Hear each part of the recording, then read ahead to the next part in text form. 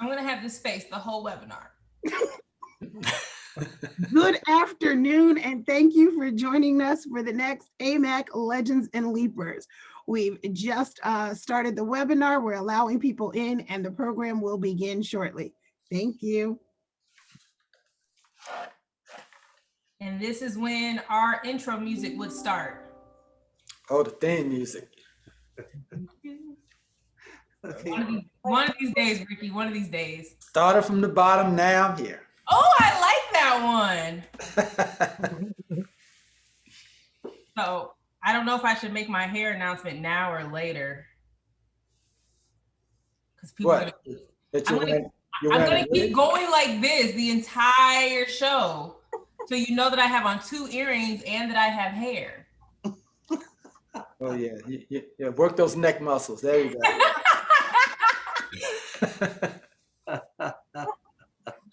Hello, Steve.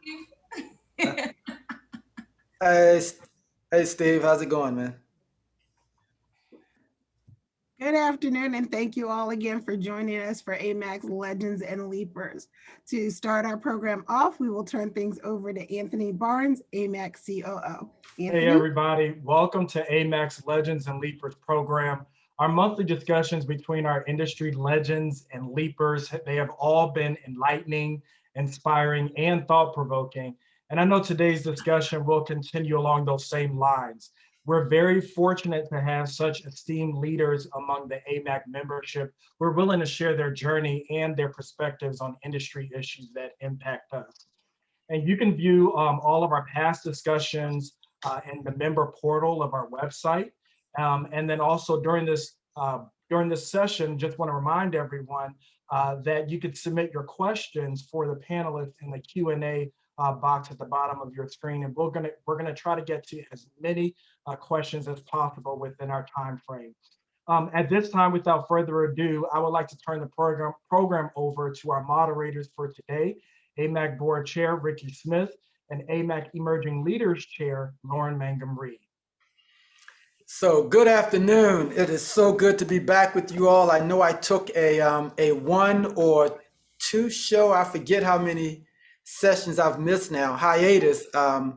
Just for public record, Lauryn and I had a contract dispute.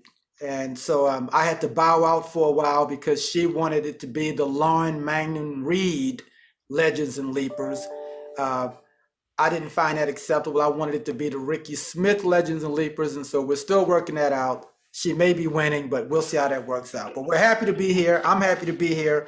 I'm happy to have Lauryn with me. But we have an amazing set of panel members with us today. We have Miguel Southwell, who is our legend. He is not just a legend in his own right. He is a legend in all of our minds because he's just an amazing individual and an outstanding professional.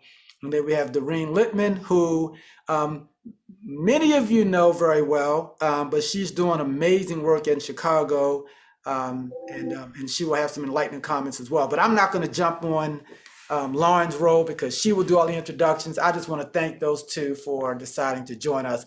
And with that being said, since my contract gives me limited speaking points now, Lauryn will take over. Yeah, so Ricky, we're still using your name. It's just AMAC presents the Lauryn Mangum Reed Legends and Leapers with Ricky Smith in a lot like smaller font. But your name will still be up there, so I think it's totally fine. But excited to have you back for now. We'll see how this goes. In all seriousness, guys, super excited today for our Legends and Leapers. I do want to say this really quickly while we have everyone on. If you see me rotating my head like this, it's to let you know I have on 2 pairs of earrings. Both sets are on. The background just won't let them be great. So it's all right. I just want to let everyone know that before we get started because I thought it was important. So first we have our leaper, Dorine Litman. So Dorine is a strong results-oriented leader with over 23 years of experience representing Globetrotters International, MBE partner in the Unison consulting retail concessions planning and management practice, working directly with City of Chicago's Department of Aviation Concessions Department, managing the concessions program at O'Hare and Midway International Airports. ensuring the successful operation of 250 plus locations, occupying over 115,000 square feet of retail space with more than 389 million in annual sales.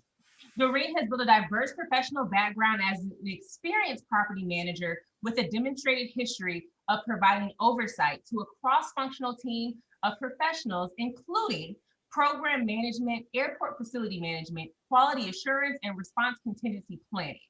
This foundation of information and capabilities is critical component in achieving a safe, successful, and profitable concessions program for O'Hare International. Dorine's team goals are to partner with concessionaires to manage, promote, and drive success in an environment which is characterized by many unique and extreme complexities.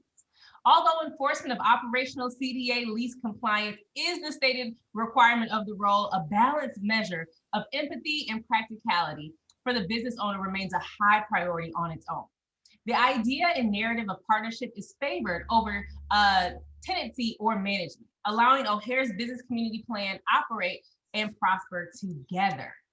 Now, that is Dorine, and we're going to get to know a lot more about her shortly. But I want to jump into our legend for today. Mr. Miguel Southwell is president of Brakkam Aviation Management, a global air transition management consulting firm based in Atlanta, Georgia. With current or recent clients in the US, Caribbean, South America, and Africa, Mr. Southwell's aviation career spans over 40 years, starting with the Caribbean's regional airline, LIAT, in 1973, and rising to become the head of Hartsfield-Jackson Atlanta International Airport. Along the way, he also served as a regional bank executive, as an adjunct professor at Georgia State University, where he taught airport and airline management courses for 5 years. He also taught at airport management seminars in Asia, Africa, Latin America, and the Caribbean. Mr. Southwell was named CEO of the Year in 2016 by both the Atlanta Business League and the Atlanta Business Journal. He served 6 years on the World Governing Board of ACI, is a past president of ACI's Latin America and Caribbean region, a past president of the ACI Fund that provides training for airport professionals in developing countries, is a former board member of ACI North America, and has been an active member of AMAC for over 2 decades. Mr. Southwell earned a bachelor's degree in management from Portland State University in Oregon, has a master's degree in international business from City University of New York, Burke College, and holds a driving government performance certificate from Harvard University, John F. Kennedy School of Government Executive Education. Whew, yes. Wow. I'm gonna take my jacket off now. Whew, all right. I mean, those bios and resumes speak for themselves. I don't know what we're supposed to do here, Ricky. Well, it sounds like we should have a mega legend category for Miguel. We'll work on that one. We'll rebrand that and everything. We'll just have a mega legend category for Miguel, my good friend. So why don't we jump right into the questions? Speaking of mega legends and being big and all of that kind of stuff, for years there's been this, I guess I'll call it this friendly battle between Hartsfield-Jackson and Chicago O'Hare about who's the biggest. Hartsfield always argues that they're the biggest in terms of how many passengers they handle, and then Chicago O'Hare argues they're the biggest in terms of operations, all this kind of stuff. So I mean, so who really which one is the biggest and the best? Dorine, I'll let you take that one. I was gonna let you take that one. Well, I can give the simple answer. Go ahead. I'll wait for I categorically agree that Atlanta and Chicago and Atlanta airports are the top 2 airports in the world. That's a great answer. That's a great answer. But in June, I will happily say that Atlanta is the largest airport when we bring that conversation. But for today, O'Hare's gonna take this for today. So somebody's may correct me later. There may be some things going on out there, but for today, O'Hare's got it. So go ahead, Ricky. What else you got? All right, so that was just a friendly opener. So I want to say all jokes aside, but I'm not putting jokes aside. I mean, the two of you are well aware of the challenges that we face with this pandemic. I mean, we're about 15, 16 months into it now. And in the middle of all that, there's been enormous social unrest that seems to be outliving the pandemic. It will probably outlive the pandemic. What are your thoughts on the convergence of those two issues on the U.S. population? You know what? I guess I'll go ahead and take that one first. The first part of this, when this happened, I think we all had to stop. We all had to take notice of what just happened. And it definitely, in 23 years in that airport, I have never seen what happened.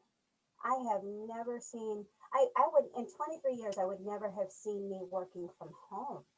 I would never have seen the growth that I think we also produced in it. So in the beginning of the COVID response for us at O'Hare, we relatively close to the beginning of it, I was able to be a co-chair on the COVID response emergency plan for O'Hare. It was an amazing honor to be asked, and it was amazing to be a part of it, because I've never seen an airport as large as mine come together as much as we did. It was absolutely amazing, and it was impressive, and it just made me look forward to what we can do, because it's a completely different world now. It's a different space. Talk about a new world. Someplace that I've been walking for 23 years in some ways looks like a completely different environment to me. And it's exciting to see where we go from here. So, Miguel? Yeah, well, you know, over the years, whenever I've spoken at conferences or events or chambers of commerce, it was not unusual to get the question, as you have, Ricky, what keeps you up nights as an airport CEO, as an airport executive? And of course, we've always answered something dealing with terrorism, you know, active shooter, to get that call in the middle of the night or anytime during the day saying that there's an active shooter, an act of terrorism. And that's normally the answer that we gave. And I've always added in those responses that perhaps my biggest fear is one day I wake up and I'm watching the news and it says, somebody has created the beam me up Scotty technology. And you have to be old enough to understand Star Wars and what that beam me up Scotty technology is, where you go into a chamber and you can be transported within seconds to someplace else. If you really think about the impact of that, what happens to all those airplanes? What happens to all the airports? What happens to all the jobs? They will overnight just disappear.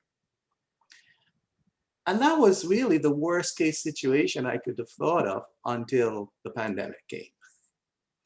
And really, if you think about it, the image of all those planes being parked out in the desert, airports shut down, I mean, it really is akin to the beam me up Scotty technology.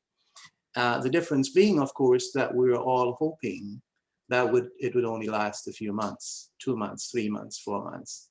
And instead, you know, we started the second year in this.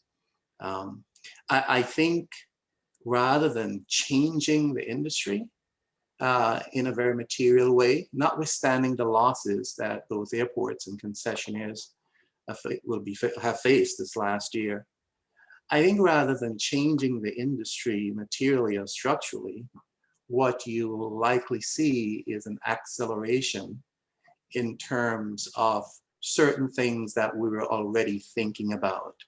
The industry, whether it's the airlines and the providers like CEDA and the airports and AMAC and ACI and AAAE, we have all had this vision, for example, of the passenger arriving at an airport and boarding an airplane with absolutely no human intervention. And there are airports like in Singapore that have actually started to put it into doing tests on those. I think that's going to be accelerated in terms of touchless technology for passengers, both the screening process as well as the boarding process. I think you're going, certainly we've already seen in Dorine's area and many of the concessionaires, any contracts that airports are signing these days, in the force majeure clause, all they used to see is terrorism and acts of terror. Now everybody's going to want to add, and pandemics. Those are going to find their way into force majeures. Even at the customer service level, you are more likely to see what some concessionaires have started, but it was probably going to make them requirements, where the use of a credit card on the and getting a receipt will all be touchless. I think airports are going to be requiring people, concessionaires, to put those in place. And the technology in terms of passenger facilitation, you're going to see an acceleration in terms of biometrics and use of biometrics, so that, again, the whole idea will be a touchless, minimizing the quote touch points for passengers boarding planes. I think that's going to be good for concessionaires, because I think you'll create more dwell time in the airports for people to buy food and gifts and so forth. I think it's all going to be good. You know, my mother has a saying, every disappointment is a blessing, and I think this one's going to also be no exception. I agree with you, with both of you. So I'm going to ask both of you to attempt to have an out of body experience, right? So, so Dorine, you just heard Miguel's resume, and by any measure, he's a very accomplished leader and professional. So what I want you to do is to put yourself in this place and then try to speak to the challenges you imagine he had to go through to become the Miguel we know today. And Miguel, I want you to do the same thing. Dorine, who is accomplished in her own right, but is still traveling the ladder, as a female, what, Dorine being a female, what challenges, what hurdles you imagine she will have to overcome, and how should she overcome those hurdles? And so that's what I want both of you to speak to. Good Lord. When I first read Miguel's resume, that when this all first began, and you know, I'll be candid with it. I had asked, you know, who is the legend, you know, going to be, and I immediately looked it up on my phone and went, oh yeah, absolutely, it's absolutely fine. My path at this stage of my life to where Miguel has been, you know, I don't even know that I've reached it yet. I don't even know that I've reached the level of opening each one of those spaces and every one of those. So Dorine, so I'm going to stop you. I'm going to stop you because I want you to project yourself into Miguel's experience. Okay. I'm gonna try. Okay. All right. Okay. You give me a chance. I'm head there. But it's what it would take for me is to understand that there is no obstacle. And, you know, because that's obviously the approach that you have taken in every single range. I tend to find my obstacles. I sit with them for a little bit. I try to, you know, I work them through, and then I try to make them not only go away for myself, but for somebody else. Unfortunately, I think that has taken me too much time. Mm-hmm. I think I've needed to learn to plow through a little more in my own agenda. So I think that in order to reach your level, there are just things that I would need to get past personally myself, and understanding that I don't know, obstacles to stop. And I probably should have started a lot earlier. I probably shouldn't have sat as long as I did in some situations. I probably shouldn't have waited. There was no reason to wait. I know that now. I know that now, but I did not necessarily know that 20 years ago. So that's the best thing that I can think of when I look back on myself and where could I have gone. It is, why did I wait? So those are the things that I would think that I should have done. Every single thought I had, I should have moved on it, and that said, I'll wait until tomorrow. So. All right. Have at it, Miguel. Well, like I was her back when I was 22. Well, thank you, Ricky, and thank you, Dorine, for the kind words and compliments. Dorine, you're kind of right. I'm the least unlikely to have risen in my career as the head of the world's busiest airport. I'm from a tiny island in the Caribbean, which most people have probably never heard of, called Antigua. Most times when I say I'm from Antigua, Jamaica does such a good job in promoting itself that the person would respond, "Oh yeah, I know that, Antigua Bay." Well, no, that's Montego Bay. That's fine. And in a tiny village, in a tiny island, where I saw yachts arriving every day. It was a yachting basin, and interacting with a lot of Europeans and Americans. And it's a weird thing about growing up in a tiny village on a tiny island. You have a really great sense that there's a whole big other world out there. You know, it's just, you just get this feeling of this little tiny speck in this big, and you have this, and so you inherently develop this curiosity to figure out what's out there.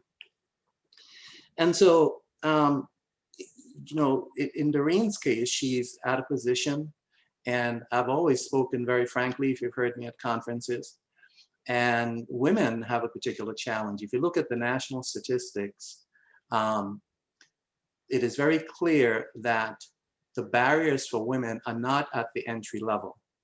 They're at the level, the glass ceiling exists for moving from the middle management, manager, director, to the C-suite. That's where, if you read all the statistics, the glass ceiling rests for women. So projecting myself into Dorine's career, I would say to her, getting to the C-suite, meaning the CEO in particular, that's really where the challenge lies. In terms of the solutions, I can tell you without any apprehension that I had a successful career in banking in a very short period of time, and a successful career in this industry in a reasonably short period of time.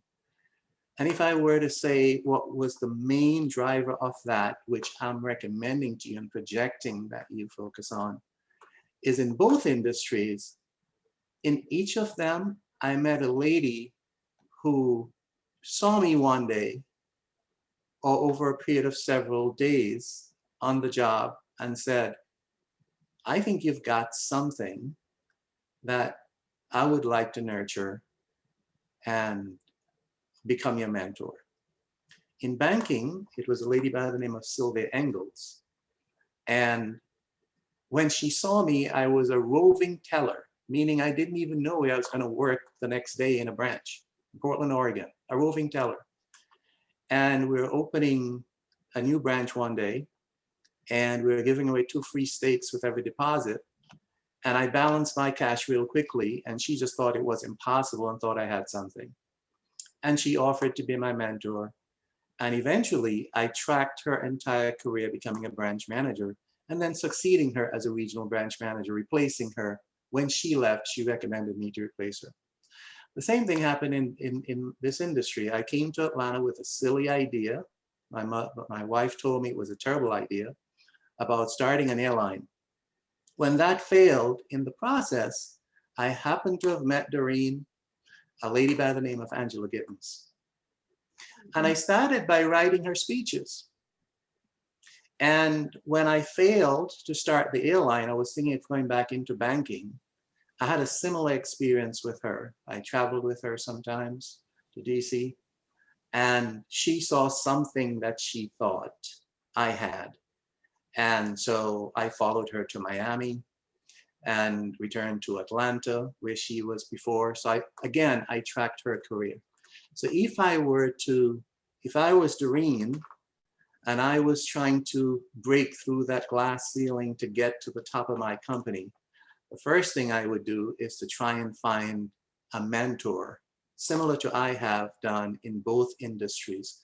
That mentorship is invaluable. Now, I want to say one thing, Doreen. We often overlook the unintended mentorship that ineffective bosses provide.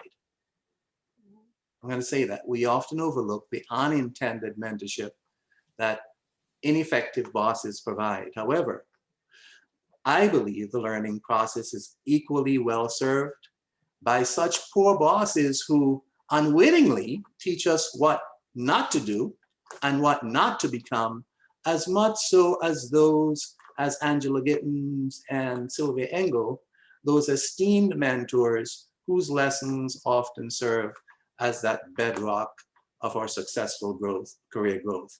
You should embrace both teachings. And Doreen, you know whom I'm talking about when you think of some of those bad bosses. No, and Miguel, sorry, go ahead, Doreen. Everyone has those. Yes, they exist. Yes, they're out there. But in all of the change that you can find in an environment like this, you can also find somebody who is going to take you forward. And that is, I've never been one to spend much time with somebody who doesn't have something that they're trying to show me or teach me or give me something to learn from. I will tend to move quickly around that along with and bring my team with me as I go. We don't have time to waste time. This airport is going to move quick, it's going to move fast, and I need to have an answer by tomorrow, and that means you have to have one too. So I tend not to tolerate anyone who's kind of standing as an obstacle to getting what I need. No matter what, I still got to get what I need, and I'm going to get there. And if that means you got to go, you got to go. Yes, yes. That's been the method. I think that I think the 23 years with Unison on this project, with these companies, I think the one thing I do want to say, it has been, this is family. These are people that we have ingrained into my home, into my children, into my kids from the moment I started there. And it was, for me, I think as a woman, as a mother, as a wife, as all of those things that a woman has to be, this position, granted it was not easy. As I grew with it, it grew into 24/7, and that meant 24/7. So but that also allowed me to be the mother, the parent, the PTO president for 9 years. All of the craziness that goes on with trying to be everything. So I think that is also something that's very important, that there were reasons we stayed. I've been supported through this airport in its entirety. Some of the things that have happened over the years have been unimaginable, and without them, I don't know where I would be. I really don't. But there's so much to learn in every aspect of this. That's the excitement of the industry. There is a ceiling I want to break. There is something I want to do.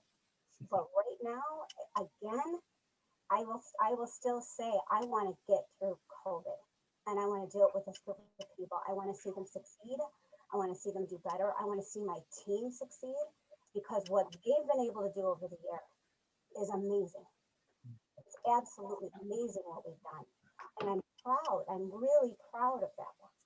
So I don't want this to seem as if a woman can get held down or held into a place. I will be honest, every time I thought it was time to go, I got a promotion. So I think that kind of means you're doing it right. You're doing it right and you're doing it okay. I've appreciated that over the years. So, with that being said, I appreciate that because I'm looking for that space. I'm looking for that one that says I'm going to jump. We got to make a move. What else can we learn? Where can we go? But I feel like we're about to see some stuff. O'Hare is coming. We are coming, and I'm so excited for it. This is what I've been waiting 23 years for. So I'm really excited about that. So please, Lauryn, I interrupted you. No, it's okay. So we're having some technical difficulties. I know when we did our practice, everybody sounded amazing. In fact, it was actually Miguel that was a little squeaky. So I know, Dorine, you're coming across a little robotic. So we're gonna try to work with the sound. But what we're going to ask is, while people are not speaking, that the individuals that are not speaking at the moment can mute their line, and maybe that will allow those that are speaking to come through a little bit clearer for our guests and for our audience. So we are trying to troubleshoot that. So we do apologize for the technical difficulty.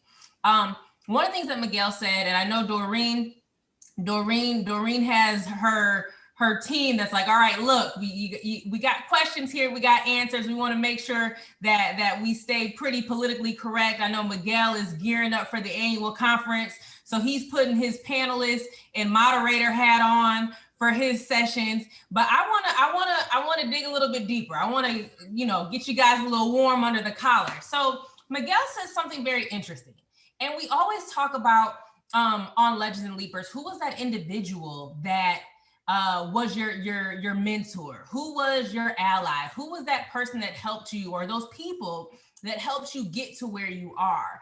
One thing we never ask, and Miguel made me think about it, is you don't tell us who, because you may still work with them, but what did you learn from those bad bosses?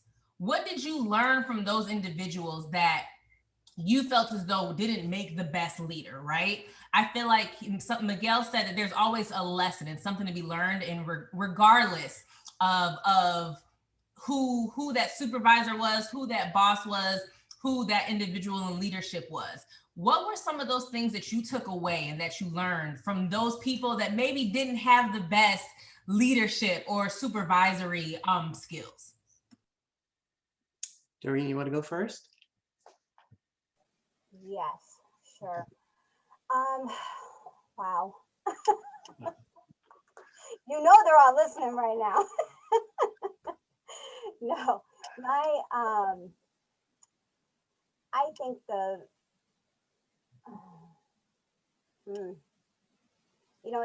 even your worst boss, even your worst boss is going to teach you who you really are inside.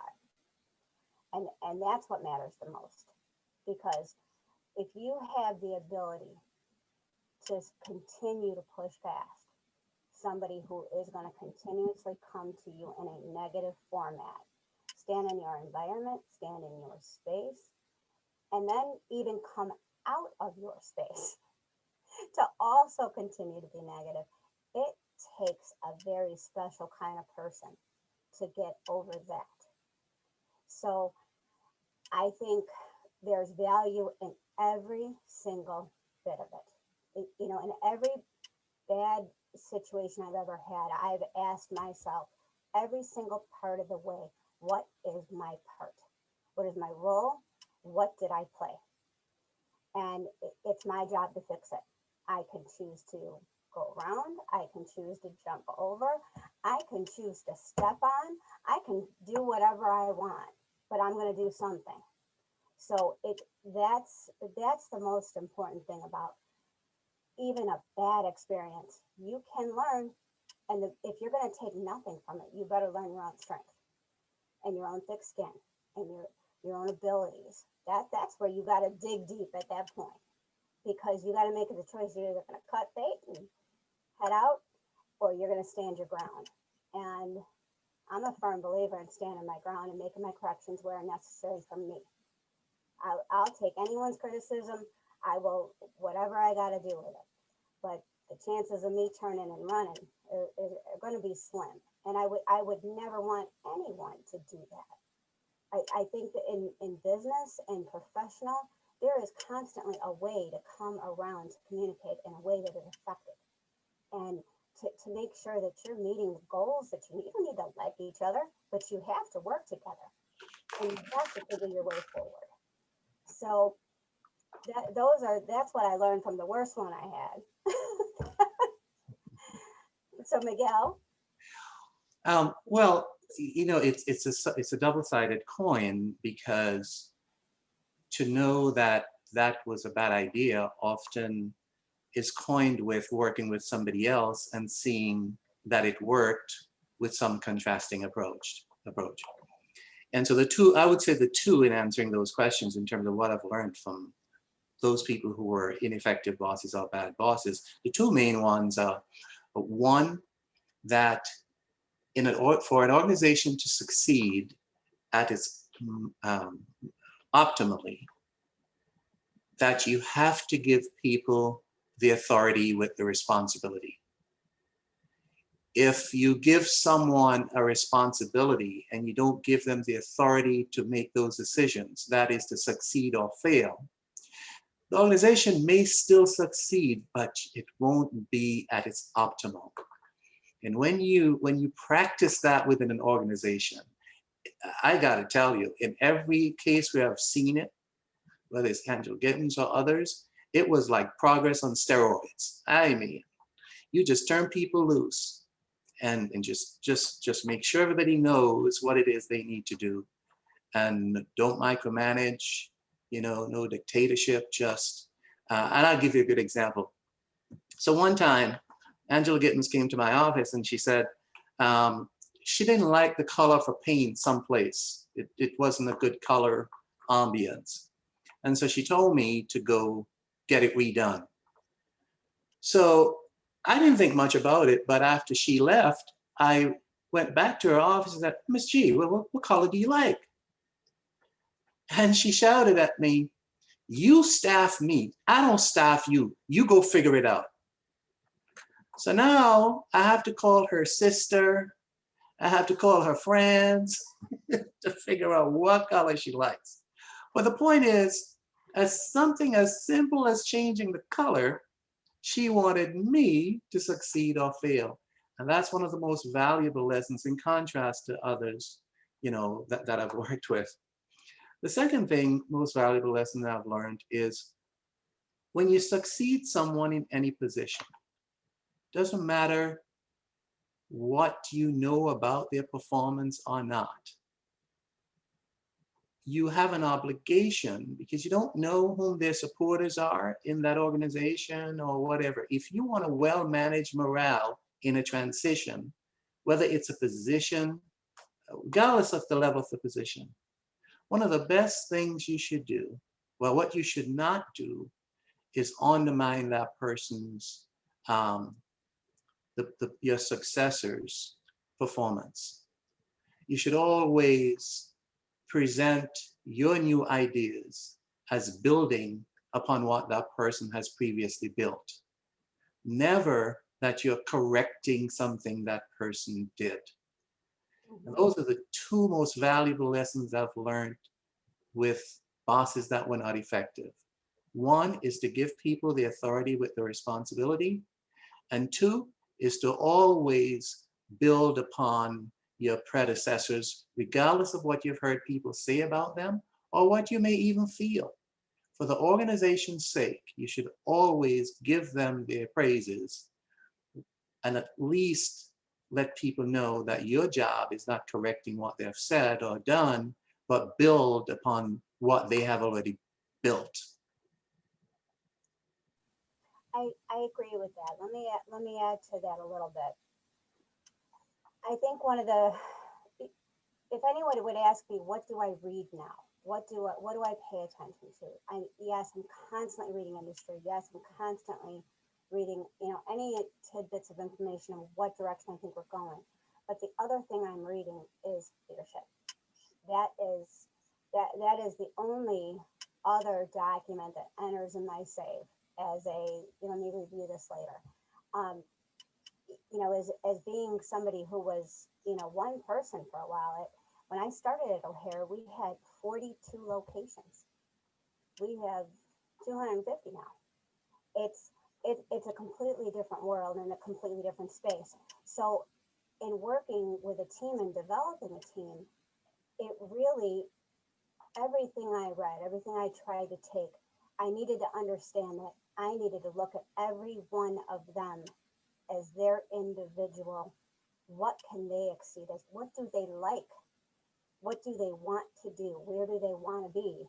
Because that was the most effective way I was able to build this team.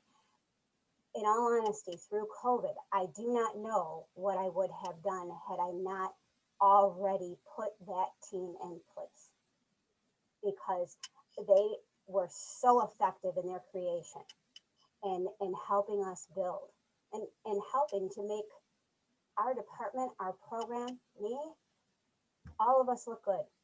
And it's because individually, they are all that good at their own thing. They all see things differently from a different level at a different rate. And that's where you become effective. If you're all working at the same thing, at the same level, the same view, there's nothing to build. You're not going anywhere.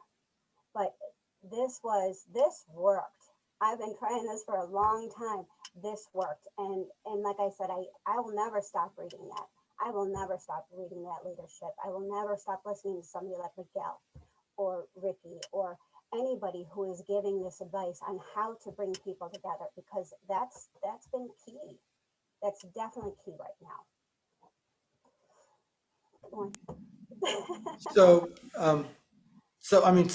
both of you are obviously successful in this space, and as with everyone else, that success is supported by some very strong character traits that you've leaned on throughout your life and throughout your professional career. But if you had to look back on your life, especially your professional life, and you had to identify one character trait that you'd get rid of, that you would dismiss, you would discard, which one would it be?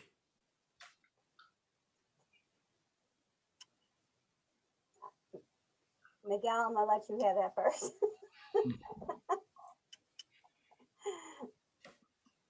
You're on mute, Miguel. There you go. Yeah, that's a tough one. My mother used to say,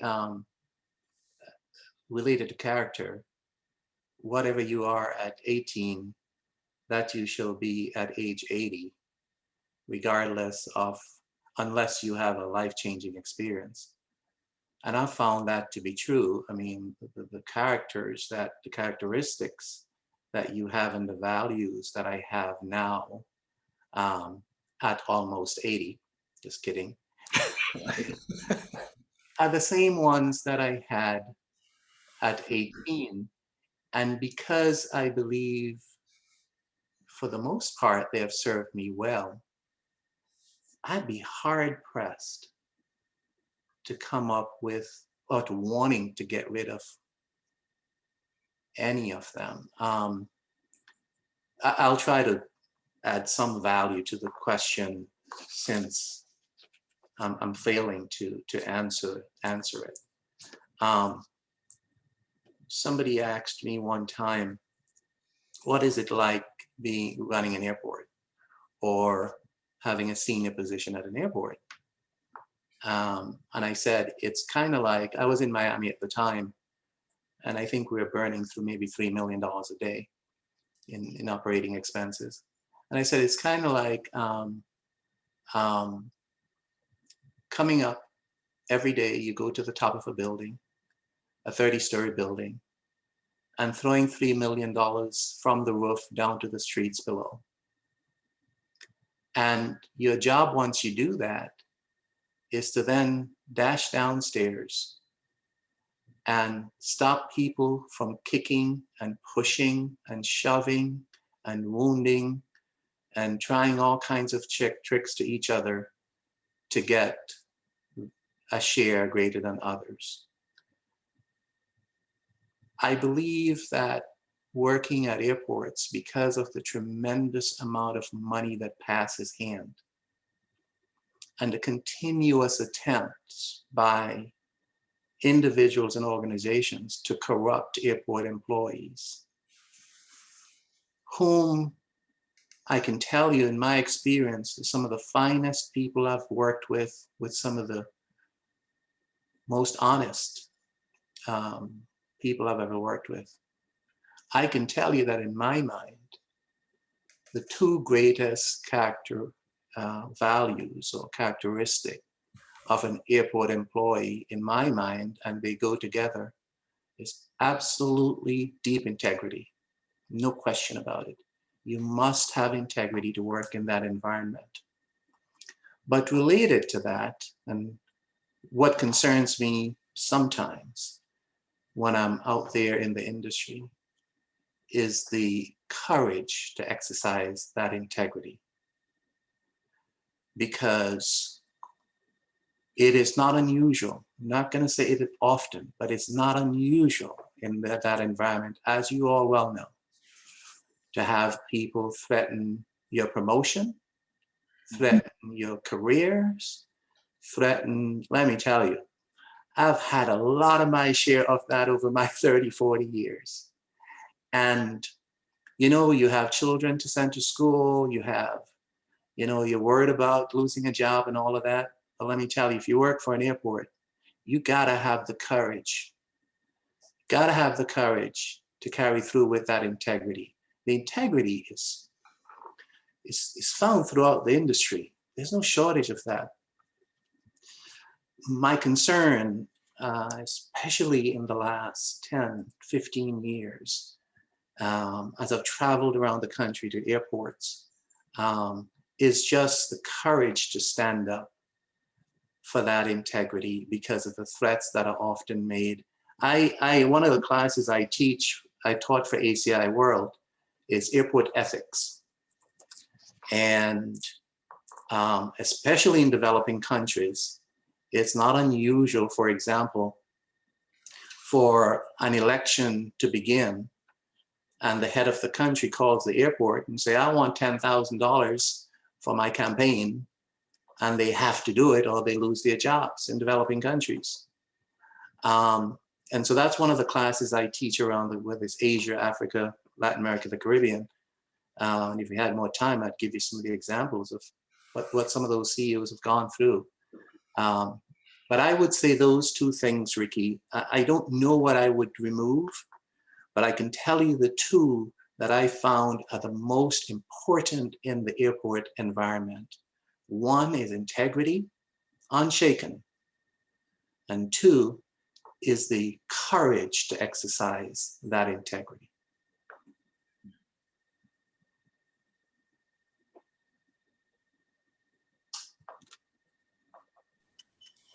Okay, well now, you hit everything right, and you know, because I do believe this airport, you can't do this job if you don't have integrity in it. You have to be trustworthy. You have to be somebody that can be relied upon. You have to be somebody that people know are going to do their best, because when they're turning their project, their business, their livelihood, their employees, their everything in your hands, they have to trust that you're going to do your best with it. So I think if I can guarantee all of my directors and bosses and best friends on here right now are going, she's going to say she would remove how emotional I can be. That's what I would like to remove, because before I fix your sad problem, I'm going to cry about it first, and then I'm going to fix it. But I'm going to feel for you first. So, like I said, sometimes things get in the way, but I'm going to attribute that to me being a wife, a mother, a woman, somebody who can put myself in the center of what your problem may be. And I don't want anyone to ever think they're talking to somebody who does not hear them, because I do. And it's very important to me that everyone knows that I do. I'll give two examples of that, and its growth and its period. They're all me. This was many years ago, back when probably more in the operations coordinator position. And I know one of my directors is on here right now going, I know exactly what she's going to say. I had a habit of, when those conversations that somebody was unhappy with, whether, in this situation, it was a tenant who was upset that could not get what they needed to get that at that point in time. And the answer was just what it was. There was nothing I could do about this. There was nothing I could do to change it. And he was screaming at me. And I had a habit of, every single time that this man did this, I turned the phone call away and said, I'm going to put you on the phone with my director. And I would push the call. Well, as I was looking at my phone going, this is it, I'm done. I could feel the tears coming. I knew it was happening. And it's not, my feelings are hurt. Any other woman out there in the world knows that as somebody standing on the other end of the phone screaming at you, you're not hurting my feelings. I'm so angry, I'm just trying to control. So it was always better for me to push the call. And here was the growth. I looked up and she was standing there going, no, you will take that call, you will get through it. And I did. I had to take a deep breath and I had to just deal with it, and I got through it. I never had to do that again. I needed to get through that one time. I needed to control my emotions that one time, and I was good. It was fabulous. Up until about 2 years ago, when it happened again in front of one of my property managers. And it just caught me so off guard that what the, who the came out in a way that I don't know ever has before. To the level that when we were done, I had to go tell him myself. And then tell my employee, if you ever do that, I will have to write you up. It's never allowed. It's not okay. And I apologize for letting you see that. It just caught me so off guard. But that obviously was somebody way out of the box. But either way, I think that is the ultimate for me. That's always been if I could remove something, if I could take something away, it would be that initial top emotional edge. Not all the way, but I would love to stop being surprised. I think because it's the surprise that brings out the emotion. So I think that's it for me. I don't know. I'm sure my friends are waiting to say a bunch of stuff, but that's okay. I think that's it for me.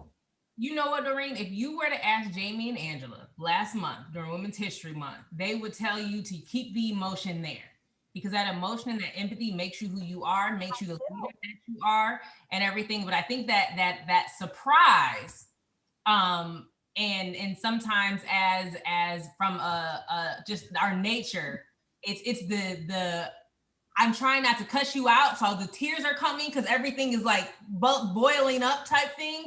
And it is that surprise. But I think as far as the emotion, and I know your team is on here, but as far as that emotion is what makes you who you are and what makes you so great as well. But we have some phenomenal questions that people are asking, and I want to make sure that we have some time. Sorry, I think, Anthony, was that what you're about to do? Yes. I won't be like Ricky and steal your shine. Go ahead, Anthony Barnes. Anthony Barnes, everyone. Thank you, Lauryn. Yeah, we had some questions that came in through our chat and through the Q&A. So I'm going to go ahead and get started. One that came in through the chat, and it says, how does one respond to you have big shoes to fill when taking a new position? Beyond the I have my own pair of shoes response, what other advice does the panel have as a potential response? And Miguel, I'll start with you. Well, I would say without any thought that I would agree. If I was that person, I would say I would agree. You know, I look forward to building on what that person has done, you know, just consistent with what I've said. Because often when you hear that question, it's either coming from somebody on the panel that's interviewing you for a job, or one of the people whom you've just been appointed to supervise. And you can almost always assume that that person had a good relationship with the previous person. And it is now this person or this member of the oversight body selection committee who clearly had a good relationship with that person that you now have to please. And so you set them at ease by simply stating, I would agree, and I look forward to building on what they have achieved. That simple. Dorine, do you have a response? You know, I think when you enter a position where you're trying to fill someone's shoes, I think the idea behind it first is that you're there. You've already been chosen. So you're already in those shoes. You're already there. And it's not necessarily about filling those, it's about taking it further now. So I think it's like with anything else, continue to ask the questions. It's every single time, continue to be that sponge, continue to want to know and learn and develop, because that's what the position is for. No matter where you go, it's not to stand still in that person's shoes, it's to take it a little bit further. So it just to stay creative. Thank you. All right, we have one other question that came in. It says, do you have mentorship programs within your organizational development offices? If so, how successful are they in terms of successorship? You know, I think for me, I know I have ideas of where I would like to see things go for mentorship within our concessions areas. But what I would probably defer to in that is that our concessions programs do have their own type of scholarship funds. Host has amazing, you know, opportunities that are out there. Our concessions do a lot with those kinds of things. The city also does too. They have schools that they work with directly. That, you know, those questions probably for me would probably be better answered by someone directly from the department. So Miguel, please. Yeah, well, I have mentors that have followed me, and so even from Miami, Atlanta, and so there are about approximately six individuals that I talk to at least once each week, just as a professional mentor in the industry. But then more needs to be done.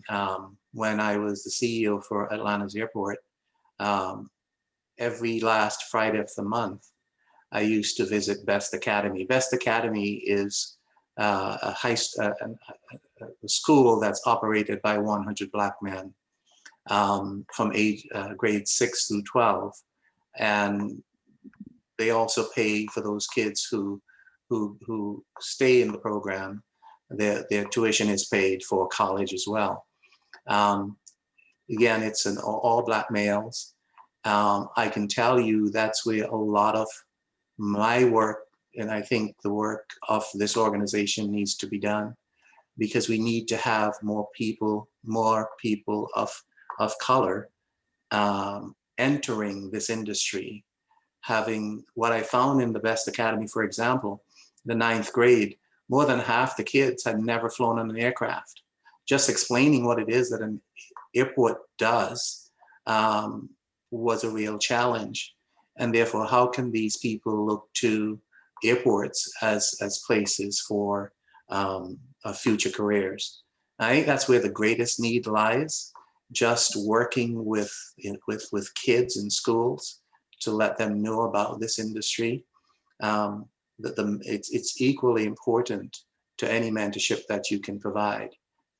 Just to show yourself, just show up at the schools and say, I have done this, and you see me, I look like you, and you can do this too. And tell them your experience. My son is an assistant principal at a high school, But for many years, he taught at this elementary school. And he's considered a really tough instructor in the schools. You know, the kids would say something like, "Oh, Mr. Southwell, you're so nice. What happened to your son?" Because he's a tough disciplinarian.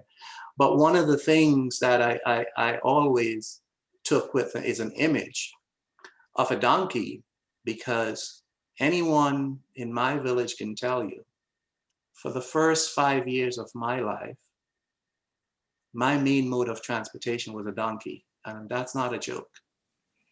And going from riding a donkey all through ages 5 to flying through the air at 400 miles an hour to a conference in Seoul, Korea on this amazing thing called a jet plane, I can tell you, if I didn't have people like in the country where I grew up, the best jobs were at the 2 airlines, Liat and the British West Indian Airways. I think that's why I was attracted to it, because it could, the job could take me places and visit other cultures.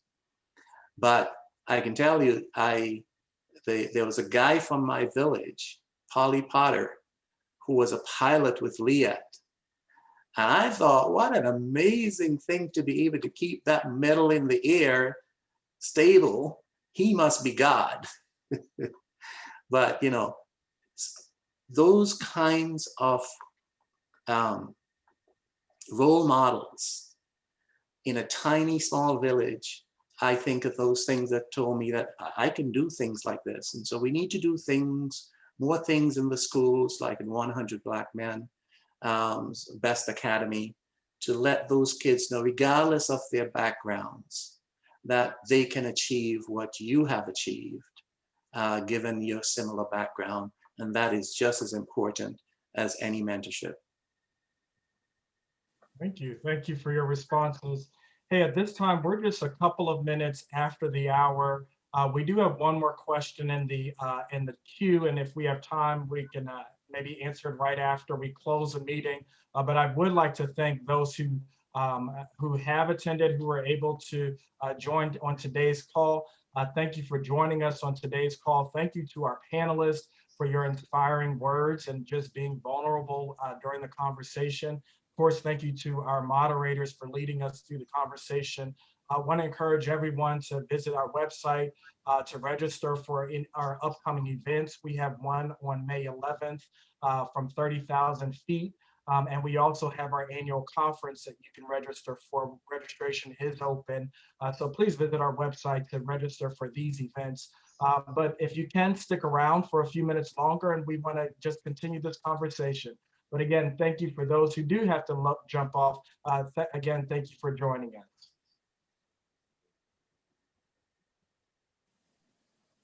And now the real questions begin. No, but seriously, there was Doreen's cringing. Killing me here.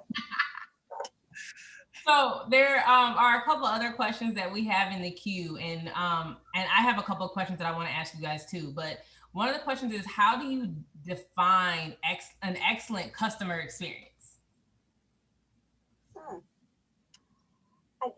Mine is, and I think that anybody can answer that even personally. I got what I wanted when I walked up there. I didn't have to look, I didn't have to find, I didn't have to search, I didn't have to request. You know, I'll be honest, I'm not the ultimate technology ordering person right now. I still am not. I still want to talk to somebody. I still want to see somebody. I'm going to go, you know, unfortunately, I am going to have to go to Amazon Anonymous by the time this is over. You know, apparently I don't have to shop anymore. I can shop right from here. But however, if I want food, if I want atmosphere, I want environment, I still want that typical customer experience. I want to be engaged. So that for me is everything. You know, we constantly are talking about you got to smile, you got to engage people, you got to want to let people know you want to be in the space. You want them in yours. So welcome. Now, Doreen, I'm in Amazon Anonymous with you, but you realize that it's powered by Amazon, so it just circles back in. I know. There's a bunch of books that we have to buy, and yeah. Exactly. Go ahead, Miguel. How would you define an excellent customer experience? Well, I really define it singularly because I've searched for that for many years, and that singular definition is finding a way to exceed. It's going to sound trite, but really you need to take it seriously. Find a way to exceed the customer's expectation. Whatever you think the customer expects, do something. And it doesn't have to be a big thing, just some little thing to exceed whatever you think they're expecting. And I'm going to tell you a quick story because that, having come to that conclusion, led me to do something a few years ago. So one time I was driving to Buckhead and I needed to use the bathroom really badly. And so I stopped in the closest place I saw was a Ritz-Carlton hotel. I didn't even think they were going to let me in the door. I walked through the door and this lady at the front of the airport of the hotel says, she says, can we help you, sir? And I told her that I need to use the bathroom. And what I expected her to do was to say down the hall, to the right, to the left, and all this kind of stuff. And what she said to me was, I'll take you there, sir. And she walked me to the bathroom. And I thought it was a fluke. And then maybe within a year later, I went to some conference and I wanted to try the Ritz-Carlton Hotel.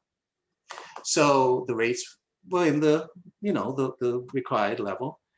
And so I got to the hotel, and since my family moved to the United States, we discovered we had eczema, dry skin, which only occurs during the cold climate. And so anytime I get to my hotel room, they always give you a little tiny bottle of lotion. So I always call down and ask, can I get some additional lotion? So I called down at the Ritz-Carlton and I said, I'd like to get a couple extra bottles of lotion. Within minutes, very few minutes, somebody knocks on the door and she had like 8 bottles of lotion, like 8 bottles of shampoo, and 8 bottles of conditioner. And she also made me feel comfortable because I realized that they didn't have any cameras in my room because they would know I don't need the shampoo on that thing on my head because I don't have any hair. But I thought, I'm going to tell you, when I saw the bag, I thought, oh, she exceeded my expectation. And so years later, when I returned to Atlanta, Ben and those people had done an amazing job with the airport in terms of customer service. And I'm scratching my head saying, how am I going to better this? I mean, I can't better it. I mean, what am I going to do? Because it really, really was good. And I thought of the Ritz-Carlton Hotel. And so I created this position for Director of Customer Excellence. And in the job requirement, I said that preferable the head of a major hotel, the general manager of a major hotel, preferable. And sure enough, we had general managers of hotels applying, and we ended up hiring one of them.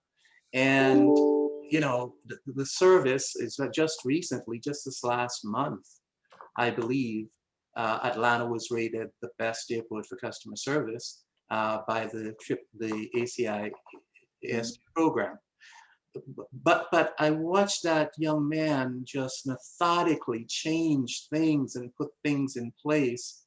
And his mindset was just totally different about exceeding the customer's expectations. And so that's a singular definition for me. When you talk about customer experience, to me, an excellence, for me, it's just one single thing. Whatever you think they expect, do something to exceed that expectation. I mean, it's cultural, right? It's a mindset that you establish more than anything else. I mean, now when you say my pleasure, a particular company comes to mind, right? Because they're so good at it, right? You go to Chick-fil-A and they serve you and they always end with my pleasure. You just leave feeling good that person really, really wanted to serve you. Right? And even at Chick-fil-A, think about it. We historically at airports talk about the customer. At hotels, they call them guests. You're right. You Yeah. notice that at Chick-fil-A, what they talk, they don't say customers, they say guests. Yes. There's a, like you say, it's a mindset, it's a cultural thing when you think guests versus customer. Right. Exactly. Yeah. Yep. I'm not doing something, because I have to. I'm doing something because I really, really want you to have the best experience that you can. I owe it to you, right? I'm honored to be able to do that. Yeah. Yes. I've had the pleasure of meeting that guest experience individual that you're referring to, Miguel. And I mean, he's traveled the world at this point talking about guest experience. And just little things from like having a fragrance through the restroom. Yeah. I didn't even think about, but now after meeting him and learning these things, I appreciate it so much. Like I was going around telling people, yeah, at in Atlanta at the airport, they have, and I'm talking about the experience because it was things that, like you said, going over and beyond that I don't even necessarily think about. But now a need that I didn't even know was a need or a want was being met and exceeded. So that truly is amazing and a phenomenal program as well. So I'm gonna switch gears a little bit, real quick. So we have so much going on in the world. We have so much going on as far as our society right now, and especially in the United States, right? We're always talking about COVID, but there's so many other cultural things that are taking place as far as our society. So one of my questions, and anyone is free to take this, but what are some parallels that you guys are seeing in our industry as it relates to what you're seeing in our society right now, or even in our government, whether that's good, bad, or indifferent? And how can we change those things? Well, I went deep on you, Miguel. I went deep on you. Well, how can we overlook what's happening across the country right now? It's a real opportunity to deal with diversity, inclusion, and equality. And if we don't grasp this opportunity, I don't know that we'll have one of this type again. It's particularly applicable to the airport industry, because as far as diversity and inclusion is concerned, our industry is one of the worst performing. And I say that from a personal experience. When I joined the industry back in the early 1990s, by the mid 1990s, I attended an FAA forecasting conference, and I remember looking around the room, and except for a few people from the FAA staff, I didn't see anybody who looked like me. And I remember one of the few people I saw was a lady by the name of Corliss Stone Littles. Because, back in those days, there are 500 people at the conference, and there may be 4 people who look like you. So when you see each other, you're like, hey, you're hugging, so glad to see you. And Corliss and I still remain friends today. Or in the late 1990s, attending a conference in London and being a speaker on a panel.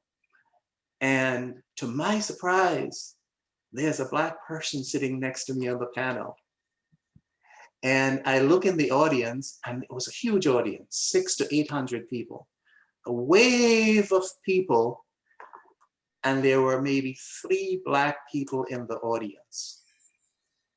To this day, I can tell you one of those 3 people was Bill Swift. I'm not kidding you. It was Bill Swift. And the person on that panel with me was Judy Bird. And Judy and I were talking to each other.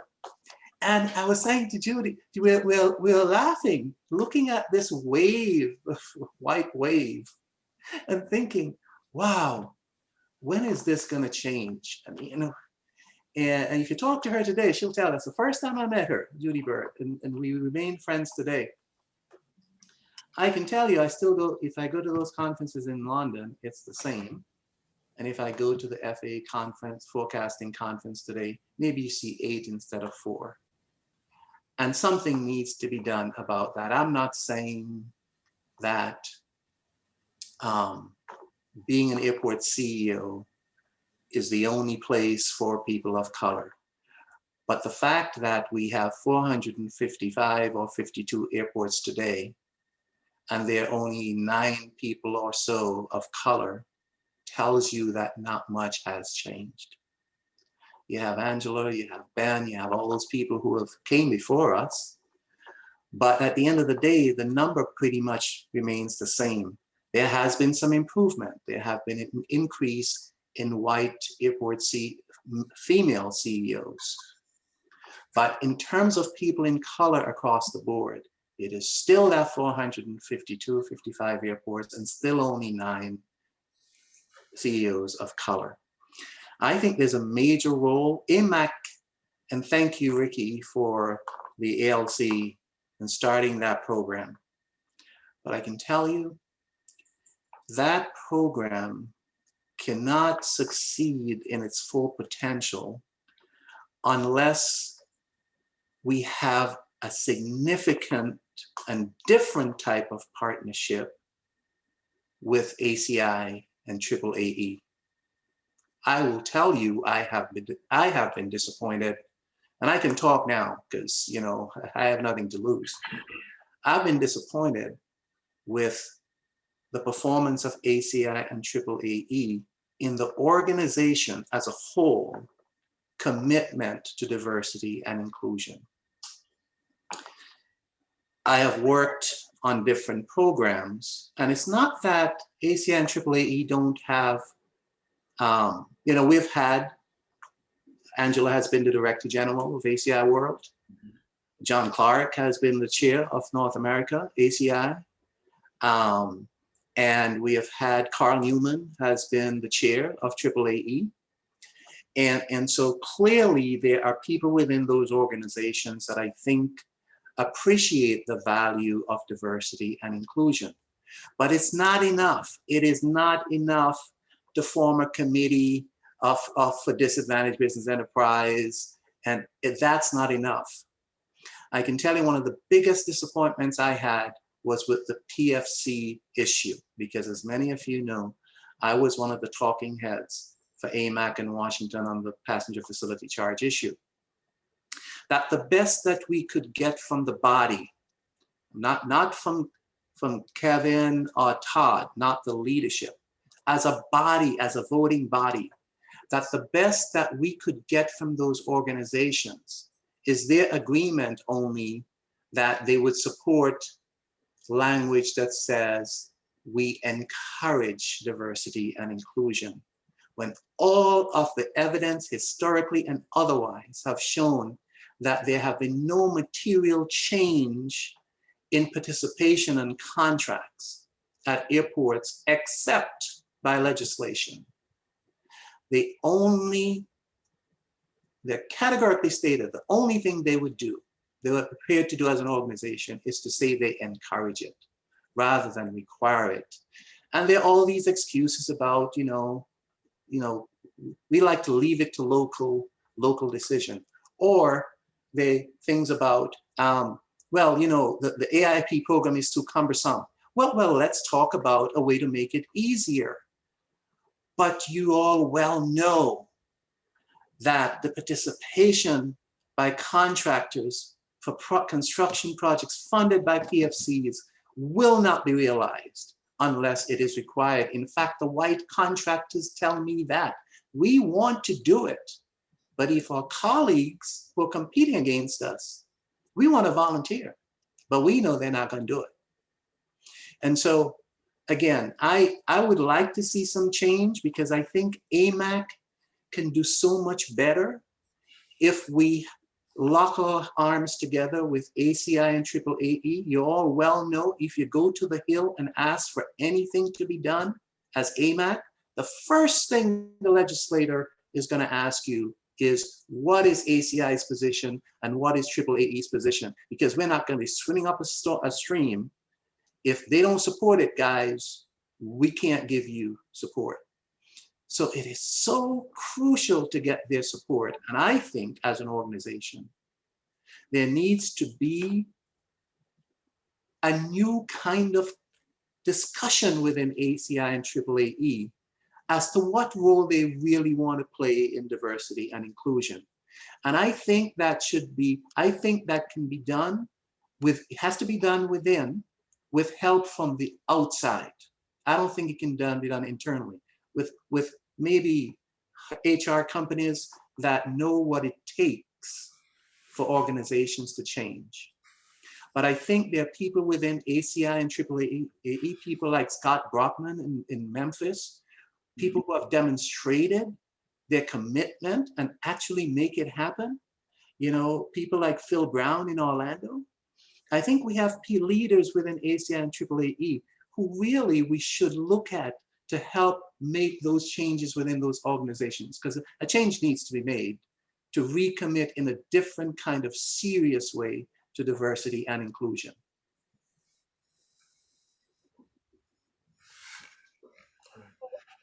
I think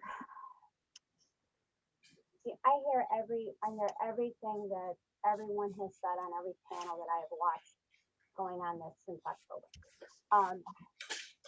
And I will tell you, I think my view from Chicago kind of puts a little bit of an awning on this for me. We've recently put out our numbers out there. You know, you guys all heard from Jamie Reed last month. We've never been higher in our diversity numbers at O'Hare.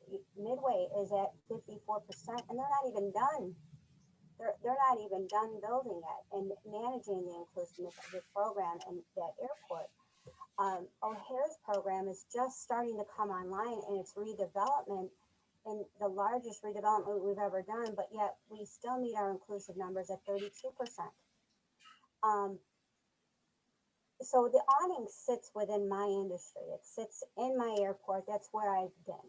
That's and it, you know, being a woman in a minority company, you know, my owners, you know, at one point until you mentioned Judy Bird, that was one of my first directors here at O'Hare with Unison. Now it's Yvette and Tony Drake and Naranjan Shah from Globetrotters. I have only worked for minority companies. So again, that awning sits in, I never actually looked at what blocks are sitting there, because all we've done is direct people on how to come in. And, you know, that's been our job. It's been to create that path. Through development is, you know, as I grew, as I started to work through the process of, you know, then it started to hit me that where are we?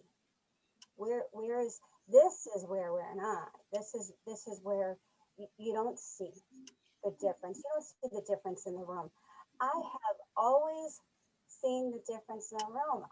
Our rooms in Chicago, we have men, we have women, we are white, black, Asian. There's everybody present in the room, and this has been half of my life that I've been in that room. So you know, when I think about, you know, as you were talking, Miguel, you know, I wanted to check myself on that again. I wanted to, you know, am I right in saying that? You know, my first visual coming into O'Hare was Mary Rose Lowney. That was the first visual for me and I'll say it, at 28 years old. That was the first person I saw, and as a commissioner of O'Hare Airport. You know, after that, these women that I have learned from, and men, you know, Nancy Takata, God knows she's probably not on here, but boy, oh boy, that woman was something else, and God bless her, what I have learned about the woman I can be from her. She was amazing. She was amazing walking into a room of men with no fear. No fear. She was, you better know your game and get in there and get it done. That is something that I've learned to do. I mean, learning from people like Paul Brown was our director. You know, Yvette and Tony Drake are our owners. The list goes on for me. So I do think that there is an awning of this world that I still need to see. AMAC has been amazing for me. It definitely has. It has been a joy to be a part. It definitely has given me a different view and a different idea of where we need to go in other areas. And I look forward to that each and every time. And I see, you know, Anthony has just come on. But, you know, I agree. I want to see where we can go further. I think if none of us are paying attention now, if you don't hear it now, then you've completely missed it. But I want to believe, and there's good people out there that are just dying to find the way to be a part of it. So I think if we keep talking, we're going to do that. So Thank you. Thank you, Dorine. I feel like the bad teacher to cut out the great conversation that we're having, but we do need to wrap up since we do have another meeting right after this. So thank you again for the conversation. Thank you for those that stuck around for the few extra minutes that we had, and we look forward to seeing you next month. Take care. Great discussion. Thanks, guys. Thanks, guys. Guys, so much. Excellent discussion. Thank you for your transparency. You're welcome. Good stuff. Take care. Good to meet you, Dorine. nice to meet you, Miguel.